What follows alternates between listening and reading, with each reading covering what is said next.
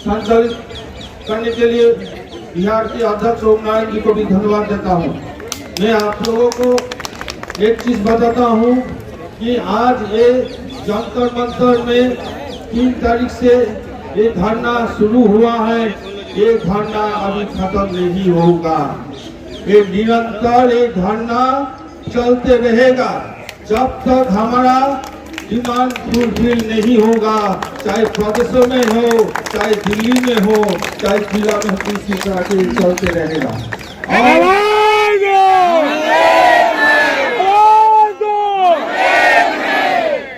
आपको बताना है सरकार को, इतना दिन हम लोग पत्राचार किया सरकार के माध्यम से जोड़ने के लिए कि हमसे बात करने के लिए।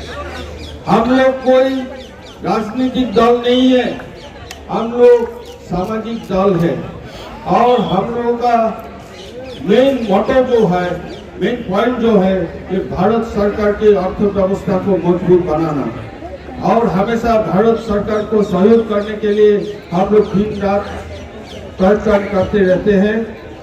लेकिन इसका मतलब यही नहीं है कि सरकार जो भी कुछ कर लेंगे वो हम लोग सह लेंगे।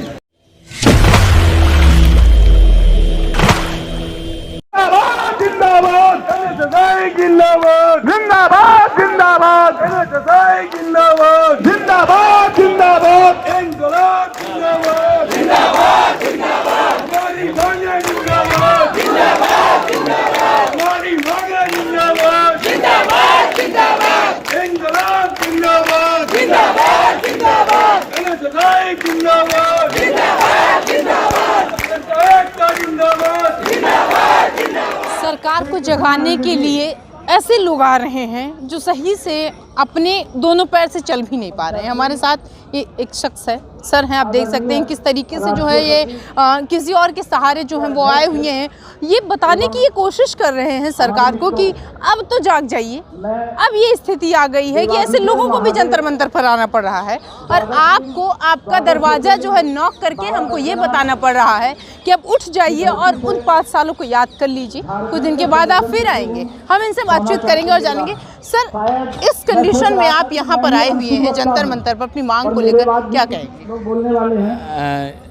सरकार एजेंटों का कमीशन कम करते जा रही है और दूसरी नई स्कीम जो लॉन्च कर रही है उसमें एक एजेंट को बाकायदा करते जा रही है।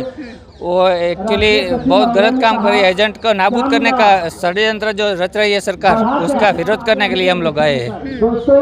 लोग तो आए हुए हैं, बहुत दूर दूर से आए हुए हैं और ठीक ठाक लोग आए हुए हैं जो अपने चल पा रहे हैं, लेकिन आपको क्यों आना पड़ रहा है यहाँ पर? क्योंकि मेरे गुजरात के अंदर से मैं जब संगठन के साथ जुड़ा हुआ हूँ तो मैं गुजरात का अस्तित्व तो जारी रखने के लिए किसी न किसी को तो आना पड़ेगा, तो मैं अकेला गुजरात से आया हूँ। क्या सरकार ये चाह रही है कि ऐसे लोग भी वहाँ से उठकर आए, पूरे देश के कोने कोने से आए और बताएं कि नहीं भाई हम जो है वो आपसे ठीक हैं, हम अपनी मांग को मांगने के लिए वहाँ से आ सकते हैं, लेकिन आप संपूर्ण सच होने सही होने के बाद भी, आपका हाथ पाँव सब सही होने के बाद भी आप चीज़ों को नहीं सुन रहे हैं?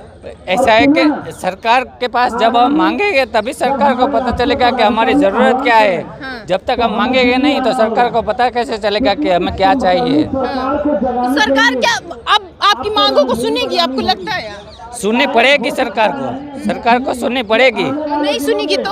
नहीं सुनेंगी तो उसका बहुत बुरा हाल होगा। उसका 2024 के इलेक्शन में उसको आना बड़ी मुश्किल है। मैम इतनी दूर दूर से लोग आए हुए हैं और ऐसे लोग भी आए हुए हैं जो सही से अपने दोनों पैरों से चल में, पैर जो है वो किस तरीके से हम आपको दिखाएंगे कि दोनों पैर जो है वो सही नहीं है, गुजरात से आए हुए हैं और इनका जो है वो मेडिकल ट्रीटमेंट भी चल रहा है, कई सारी समस्याएं इनको हो रही हैं, लेकिन उसके बाद भी यहाँ पर आए हुए हैं। क्या सरकार ऐसे लोगों को वहाँ से बुलाकर यहाँ लाना चाह रही है? मजबूरी है। हाँ। वहाँ जो लोग हैं, ये जो आए हैं गुजरात से, किशोर वागदेव जी, ये इनकी मजबूरी है, शौक में नहीं यहाँ आए हुए हैं। इनके दोनों पैर लाचार हैं, इनकी वाइफ भी विकलांग है, लेकिन कौन कमा के खिलाएगा? और परिश्रम तो करते हैं, ये भी उतना ही परिश्रम करते हैं जितना हम करते हैं। पैर हाथ रहते हुए जितना हम परिश्रम करते हैं उतना ही भी करते हैं। सर कैसी कैसी समस्याएं होती हैं? जितना जैसे मान लीजिए एक नॉर्मल इंसान, उसका पैर दोनों चल रहा है, वर्किंग में है, तो वो तो कर लेगा, चलो ठीक है, बहुत सारी समस्याओं से जूझ लेगा, लेकिन आपको कैसी समस्याएं होती? समस्या तो बहुत होती है। जब परसों की बात है, परसों जब मैं आया था रिक्शा में, तो उस साइड के गेट पे मुझे छोड़ा था रिक्शा वाले ने। तो उधर से आने में मुझे करीब आधा घंटा लगा। मुझे ऐसा लगा कि बहुत गलत हो रहा है, मुझे नहीं आना चाहिए। लेकिन जब मैं यहाँ आया और इस यहाँ की पब्लिक को जब मैंने देखा, तो मुझे ऐसा लगा कि नहीं, मुझे आना ही चाहिए। तो मैं आज दूसरी बार कल भी आया और आज भी आया। आप वहाँ पर काम करते हैं, एज ए एजेंट आप रहते हैं? एजेंट। तो कैसे आप लोगों से विजिट करते हैं, कैसे बातचीत करते हैं? हम लोगों का नेशनल एसोसिएशन है ना, उसके ग्रुप द्वारा। ये जो है ये गुजरात से आए हुए लोग हैं, किसी बहुत सारी समस्याएं इनको थी। बताइए कहाँ से आए हैं? हम देवरिया पूर्वी उत्तर प्रदेश से आए हैं। कितनी समस्याएं होती हैं एज ए एजेंट वहाँ पर काम करना और उसके बाद कमीशन भी ना मिलना? समस्याओं का तो अंबार है मैडम। मैं आपके माध्यम से चाहता हूं कि हमारी लड़ाई मेन सरकार से है, जो निरंतर 9 सालों से हम लोग को अनदेखी कर रही है। और पोस्ट ऑफिस में उनका बिहेवियर एजेंट के प्रति बहुत ही गंदा है। तो वो तो हम झेल लेते हैं। बिहेवियर जैसे हीन भावना से एजेंटों को देखा जाता है। एजेंट पैसा लेके घूमता है और कहते हैं कि अभी बाद में करना, जबकि बैंकों में जाइए तो पैसा चाहे तो इज्जत देते हैं, शोभा बैठाते हैं। ये बिहेवियर इनका खराब है। खैर वो तो हम लड़ लेंगे, लेकिन मेन लड़ाई मेरी एजेंसी की है, नई नई योजनाओं की है। जो ये सरकार के भ्रष्ट अधिकारी, भ्रष्ट मंत्री जो हमको कमीशन से दूर रखे हुए हैं, उसी की लड़ाई है। क्या सरकार आपकी बातों को सुनेगी? क्योंकि लगातार आप जंतर मंतर पर आ रहे हैं। नहीं सुनेगी तो 2024 में खामियाजा भुगतेगी। क्या कर देंगे? कह रही कोई हमारा कुछ नहीं कर पाएगा हमको। अरे यही अहंकार तो कांग्रेस को भी था 70 सालों से। 2011-14 में तख्ता पलट कर दिए। इनकी भी अहंकार ज्यादा दिन तक नहीं चलेगी। जब मेरी बात नहीं सुनी जाएगी तो उनका भी वही हश्र होगा जो कांग्रेस का हुआ। क्या इनका भी यही हश्र होगा? क्या इनको जो है वो एक गुरूर हो गया है सत्ता में बैठने का? रावण का गुरूर तो रहा ही नहीं। रावण जो इतने शक्तिशाली थे कि जो भगवान को भी कैप्चर करके रखे हुए थे, उनका तो गुरूर टूटता देरी नहीं लगा। फिर मोदी जी क्या है? मोदी जी क्या है? कह रहे हैं कि जनता हमको जिता देगी। तो जनता ही तोड़ती है। जोड़ती भी जनता है, तोड़ती भी जनता है। जनता के अलावा कोई कुछ नहीं करता है। अगर इतना ही गुरूर है तो तोड़ेगी भी जनता। सर क्या कहना चाहेंगे आप सरकार से, चूंकि इतनी समस्याओं के बाद भी आप यहाँ पर खड़े हुए हैं?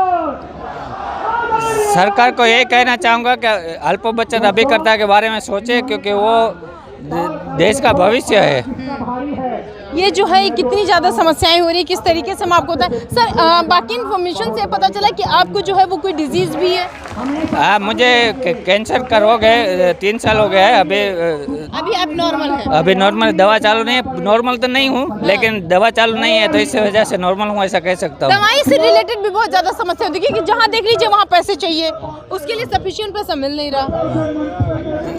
बहुत ज़्यादा दिक्कत हो रही है। ये जो है ये गुजरात से आए हुए लोग हैं। अभी अगर आपको इनको बताएं तो किस तरीके से जो है ये है किसी चीज़ का सहारा लिए हुए हैं और इनको बहुत ज़्यादा समस्याएं हो रही हैं, लेकिन उसके बाद भी ये जो है वो लगे पड़े हैं। इनका सीधा सीधा ये कहना है कि सरकार जो हमारा जो हमारी दवा है वो कमीशन के बेस पे चल रही है, हमारा घर जो है वो कमीशन के बेस पे चल रहा है, तो प्लीज़ उसको ध्यान दीजिए और उसको जो है बढ़ाइए। जिस तरीके से आपने महंगाई को बढ़ा रखा है उसको भी बढ़ाइए, ताकि जो हमारी रोजी रोटी है, जो हमारी दवा है, वो सही से चल पाए। जनता मंतर से प्रिया पांडे।